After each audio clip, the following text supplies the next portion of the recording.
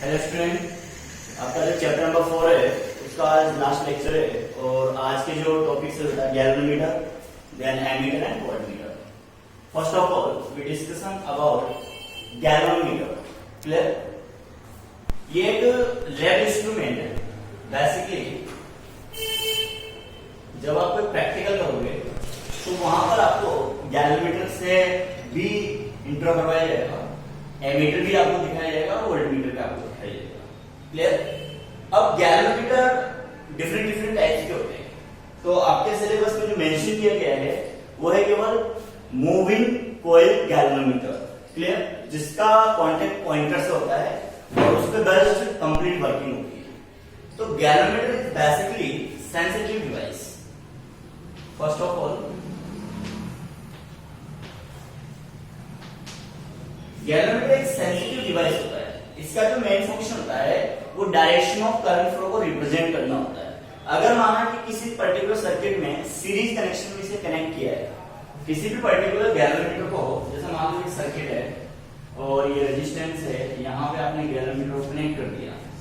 इसको ध्यान से सीखना बेटा, ये बैटरी लेगी सपोज और एक रफ डायग्राम सर्किट यहाँ पे ड्रॉ किया है और ये माइनस और प्लस हो गया, करंट इस डायरेक्शन में फ्लो हो गई।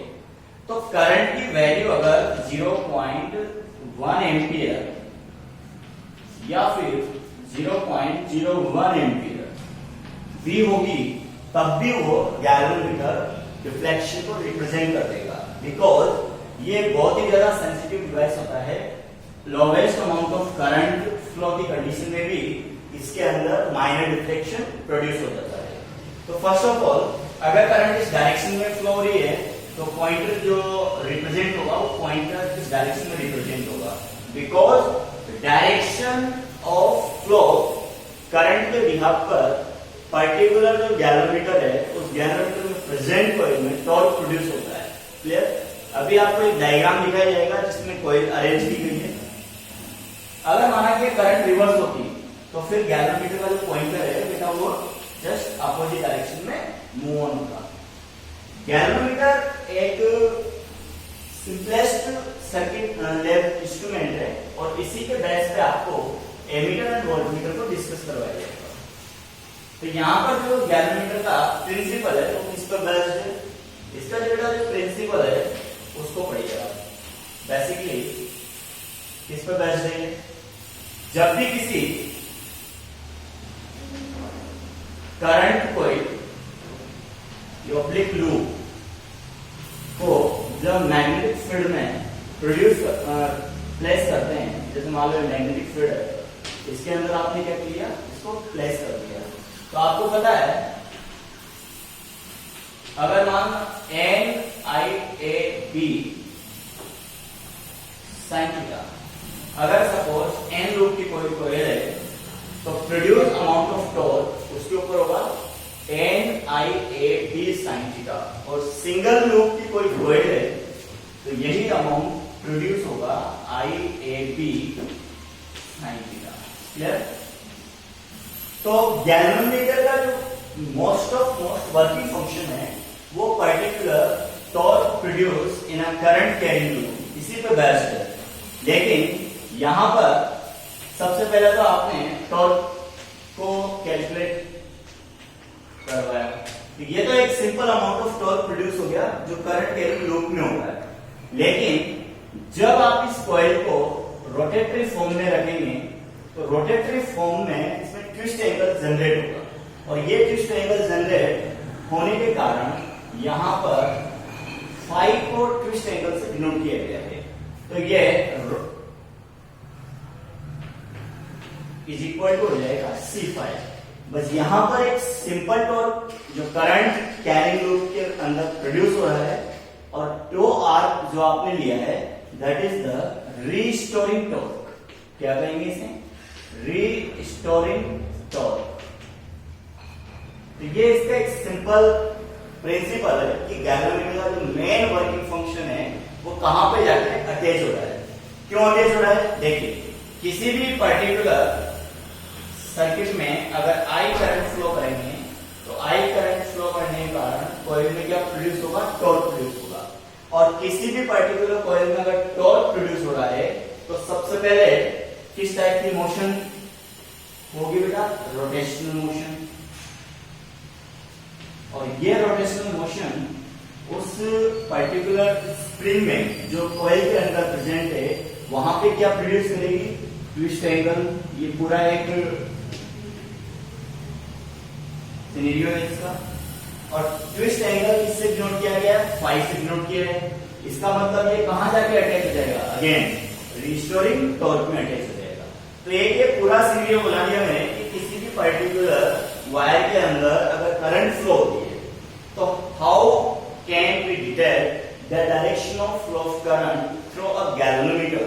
उसका एक बेसिक है, जब करंट किसी पर्टिकुलर वायर में फ्लो हुआ तो आपने उस वायर के अटैच सीरीज में गैल्वेनोमीटर को कनेक्ट कर दिया। अब गैल्वेनोमीटर में क्या प्रेजेंट है? सर लूप प्रेजेंट है। इस लूप पर क्या लगेगा? मैग्नेटिक फोर्स लगेगा। मैग्नेटिक फोर्स लगने के कारण क्या प्रोड्यूस होगा? टॉर्क प्रोड्यूस होगा।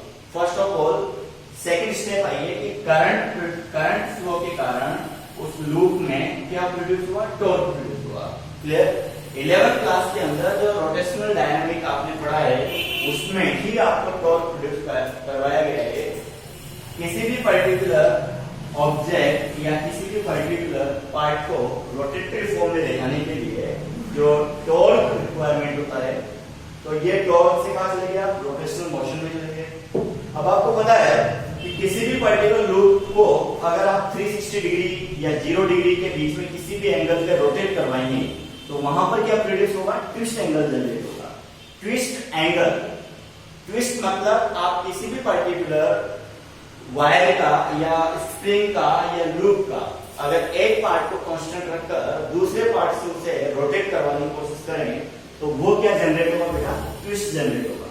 और ट्विस्ट एंगल सरफेस के रेफरेंस पर निकाला जाता है। तो ये रोटेशनल मोशन से कहां चले गया? ट्विस्ट एंगल की चले गए। और आपको पता है जो रिस्टोरिंग टॉर्क होता है वो ट्विस्ट एंगल के डायरेक्टली प्रोपोर्शनल होता है। सी यहां पर एक कांस्टेंट है। क्लियर? अब ये पूरा प्रिंसिपल आपका गैल्वेनोमीटर का कंप्लीट प्रिंसिपल है। अब आपके जो सिलेबस में दिया गया बेटा मूविंग कॉइल गैल्वेनोमीटर है तो उसी टॉपिक को लिए जाएगा।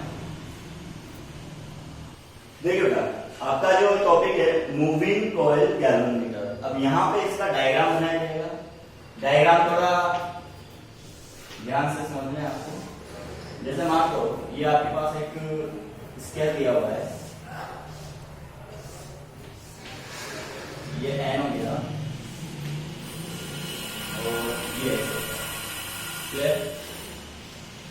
अब यहां पर ये एन टू एस जो मैग्नेटिक फील्ड लिया है ये एक कॉन्केव शेप मैग्नेटिक फील्ड है। देखिए इन दोनों में बेसिक डिफरेंस कि सर मान लो अगर यहाँ पर एक सिंपल बार मैग्नेट के नॉर्थ और साउथ पोल लिए गए, सिंपल बार मैग्नेट के नॉर्थ और साउथ पोल लिए गए, तो यहाँ पर जो मैग्नेटिक फील्ड प्रोड्यूस होगा वो किस टाइप का होगा बेटा? अगर मान लो सिंपलेस्ट ऑर्डर में एन और एस लिया गया है तो ये जो मैग्नेटिक फील्ड होगा ये simple uniform magnetic field produce होगा। बिकॉज यहाँ पे मैग्नेटिक फील्ड लाइंस किस ऑर्डर में दी गई है? पैरेलल फॉर्म में दी गई है। तो यहाँ पर क्या डिफरेंस है? जब आपने कॉन्केव शेप के north pole and south pole को अरेंज किया है तो यहाँ पर जो मैग्नेटिक फील्ड लाइंस प्रोड्यूस होगी वो रेडियल फॉर्म में होगी। तो ये मैग्नेटिक फील्ड लाइंस किसको रिप्रेजेंट करेगी? रेडियल मैग्नेटिक फील्ड को रिप्रेजेंट करेगी और इसकी डायरेक्शन किसके ऑर्डर पे होगी? रेडियस की डायरेक्शन में होगी।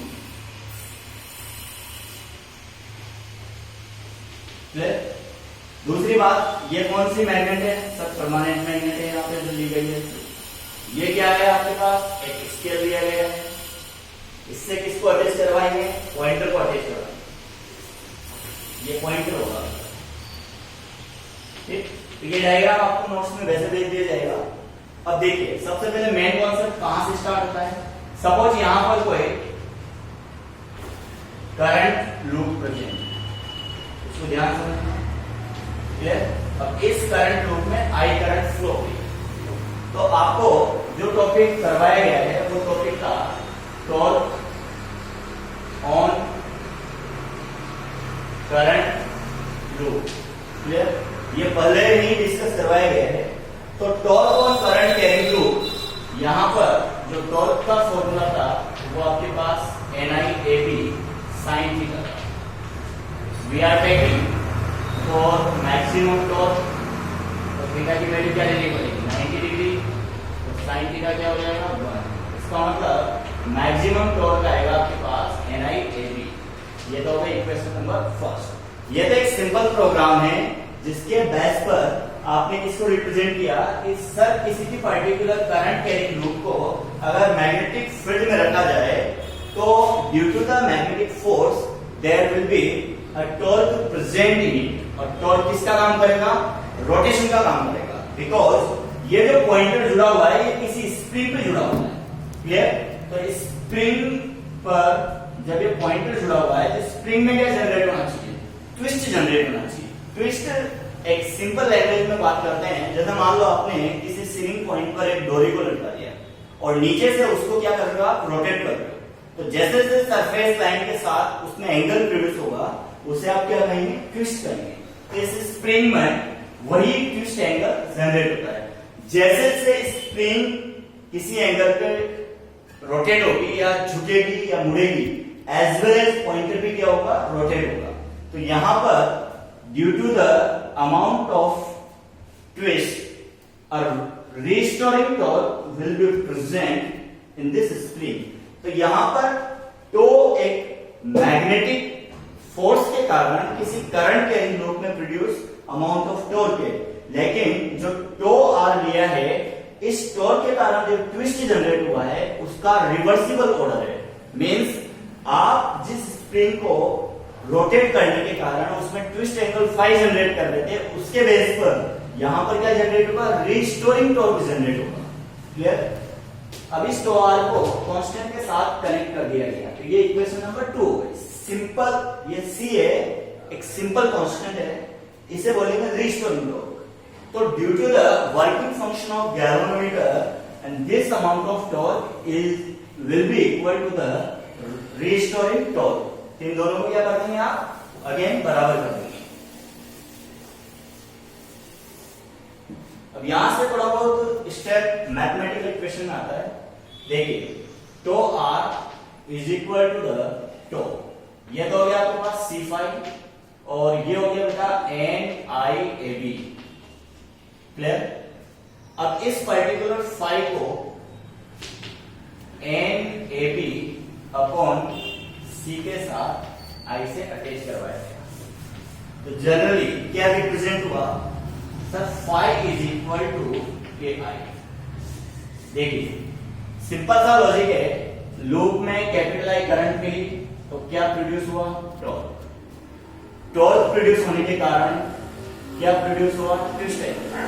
इसका मतलब इनडायरेक्टली आप फाई को किससे रिलेट कर रहे हैं? अमाउंट ऑफ करंट से। Phi is directly proportional to the current. अगर के यहाँ पर कांस्टेंट है तो आप इसे क्या रिप्रेजेंट कर सकते हैं कि सर फाई किस पे डिपेंड कर रहा है? आई पर डिपेंड कर रहा है। Then what is the K is equal to the torsional constant NAB upon C। Clear? ये के एक सिंपल कांस्टेंट हो गया। टॉरशनल कांस्टेंट क्या डिपेंड कर रहा है? The amount of restoring torque per unit twist angle. Clear? इसका मतलब ये जो के की वैल्यू है वो आपको अलग से सॉल्व आउट करनी पड़ेगी, क्योंकि कभी कभी टॉरशनल अमाउंट ऑफ कांस्टेंट के को भी कैलकुलेट करने के लिए न्यूमेरिकल में दिया जा सकता है। अब ये लिंक फाई आई के साथ क्या हो गया? सेरेबल हो गया। इसका मतलब phi is directly proportional to the I. तो पूरा अमाउंट ऑफ जो थ्योरी का लिंक है वो यहाँ पे जाके रुक जाता है। आपने गैलोमीटर की पर्टिकुलर दी गई कॉइल्स के अंदर आई करंट को फ्लो करवाया था और due to the magnetic field I current flow होने के कारण उस पर लगने वाला टॉर्क कितना था? मैक्सिमम टॉर्क की बात कर रहे हैं NiAb। ठीक है? अब इस NiAb के कारण उसमें क्या जनरेट हुआ था? ट्विस्ट एंगल जनरेट हुआ था और उस ट्विस्ट एंगल के कारण क्या प्रोड्यूस हुआ? रिस्टोरिंग टॉर्क प्रोड्यूस हुआ। रिस्टोरिंग टॉर्क को किससे अगेन कोरिलेट किया आपने? अब एप्लीकेबल अमाउंट ऑफ टॉर्क के साथ। तो क्या निकल के आया कि phi is directly proportional to I, that is true, and K is the torsional amount of constant. लेकिन इस फॉर्मेट के बाद आपके पास दो छोटे छोटे टॉपिक आ रहे हैं। एक का तो नाम है करंट सेंसिटिविटी, दूसरे का नाम है वोल्टेज सेंसिटिविटी। वोल्टेज सेंसिटिविटी क्या होता है?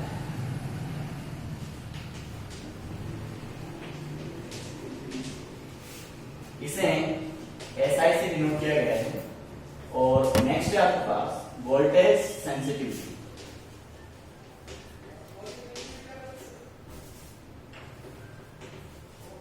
इसे SV से डिनोट किया गया है और बहुत से बुक में इसे VS से भी डिनोट किया जाता है।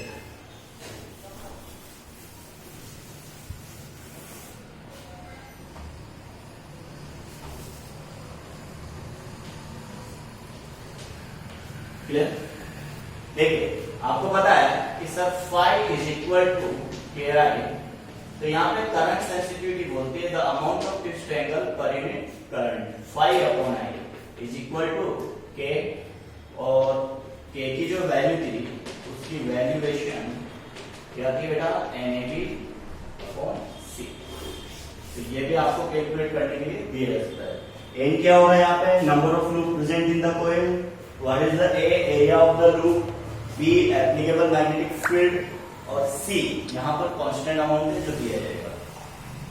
बात करते हैं वोल्टेज सेंसिटिविटी की क्या होती है, करंट अमाउंट ऑफ फॉर्मेट। तो यहाँ पर VS को डिनोट किया गया है फाई अपॉन V से, तो V को रिप्लेस करो फाई अपॉन IR। क्लियर? अब देखिए फाई अपॉन आई की वैल्यू क्या थी? K। इसका मतलब ये सिंपल किस में चला गया? K अपॉन R में। फाई अपॉन आई को आपने कैसे रिप्लेस कर दिया? क्लियर? और K की वैल्यू कहां से अवेलेबल है? ये रही। इसका मतलब VS will be NAB upon RC। ये लो। क्लियर? तो ये तो कंप्लीट गैल्वेनोमीटर का एक टॉपिक था जिसे आपने फिनिश किया है। अब जो नेक्स्ट पार्ट स्टार्ट होगा वो एमीटर एंड वोल्टमीटर है। एमीटर एंड वोल्टमीटर को शंट रेजिस्टेंस के साथ पढ़ाया गया है, जिसको बाईपास करके यहीं पे एक्सप्लेन करेंगे पूरा।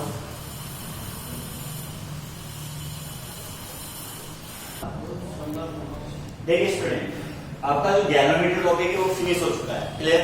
अब गैल्वेनोमीटर के बाद आपको एमीटर एंड वोल्टमीटर दोनों ही बाईपास सेक्शन में समझाया जाएगा। तो गैल्वेनोमीटर से आपको G2A कैसे जाना है और G2V कैसे जाना है। टॉपिक गैल्वेनोमीटर डैश भी है कंप्लीट, लेकिन गैल्वेनोमीटर से एमीटर कैसे बन सकता है और गैल्वेनोमीटर से वोल्टमीटर कैसे बन सकता है, इसकी जो डेफिनेशन मैं आपको भेजूंगा उसमें देखना। Galvanometer is a sensitive device which is used for the detection of current flow and measurement of current end voltage. तो वो जो वर्ड लिखा हुआ है उसका मीनिंग यही है कि एक गैल्वेनोमीटर की हेल्प से आप मेजरमेंट ऑफ करंट कर सकते हो एंड गैल्वेनोमीटर की हेल्प से मेजरमेंट ऑफ वोल्टेज कर सकते हो। क्यों कर सकते हो? उसका एक रीजन देखिए, आप शंट रेजिस्टेंस की हेल्प से गैल्वेनोमीटर से एमीटर जा सकते हो और शंट रेजिस्टेंस की हेल्प से गैल्वेनोमीटर से वोल्टमीटर जा सकते हो। इसीलिए डेफिनेशन में तीनों चीजें एक साथ मेंशन की है। तो सबसे पहले शंट रेजिस्टेंस क्या होता है उसको समझिए। देखिए शंट रेजिस्टेंस एक स्मॉलेस्ट अमाउंट ऑफ रेजिस्टेंस होता है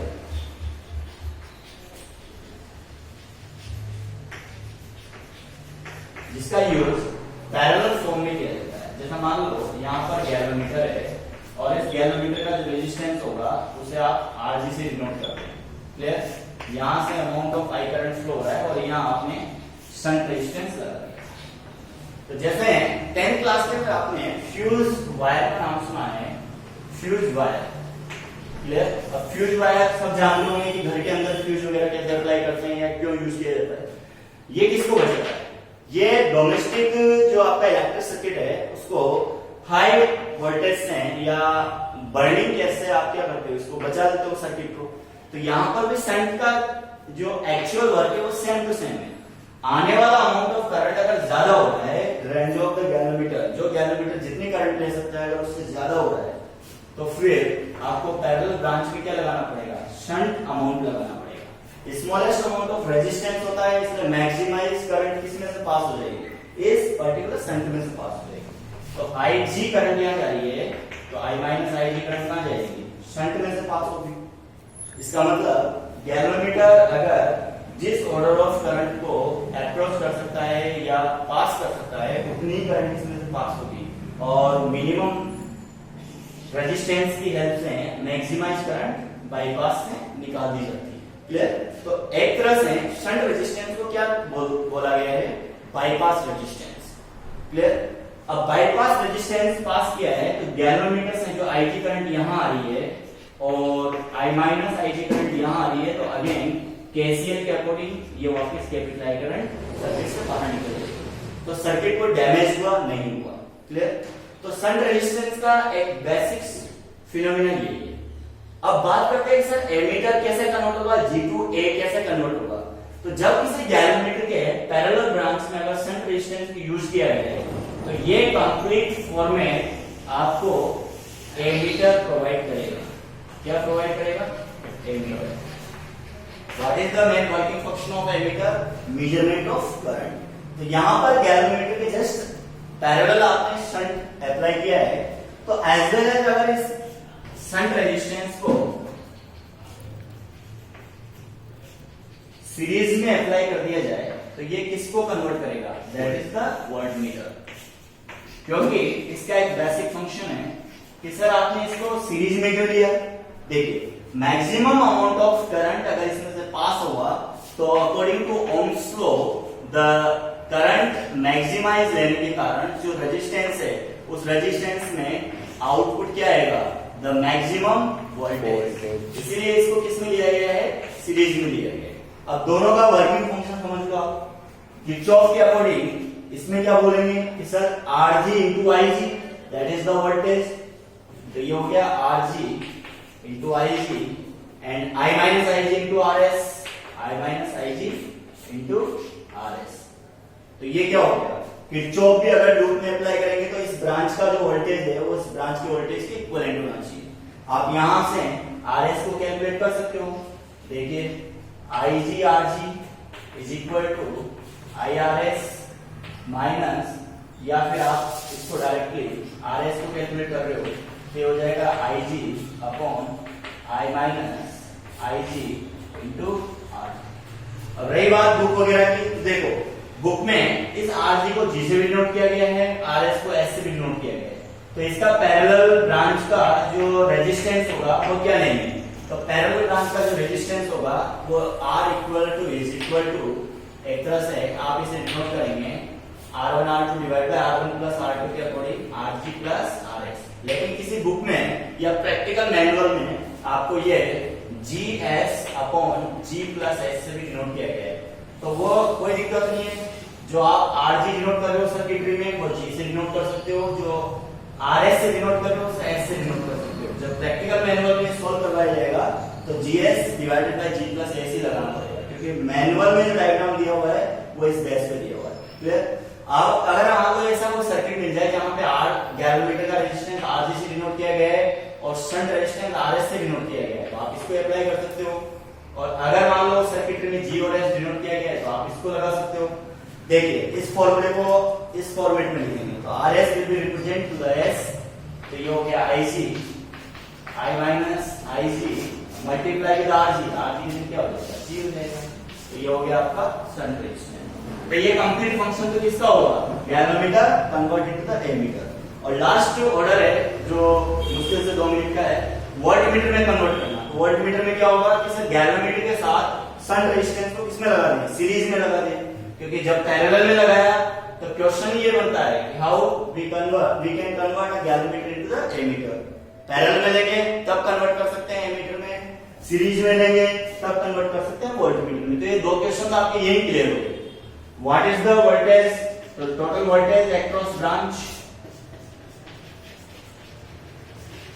तो क्या हो जाएगा sir? V is equal to galvanometer में IG करंट फ्लो हो रही है तो ये IG multiply with RG plus RS।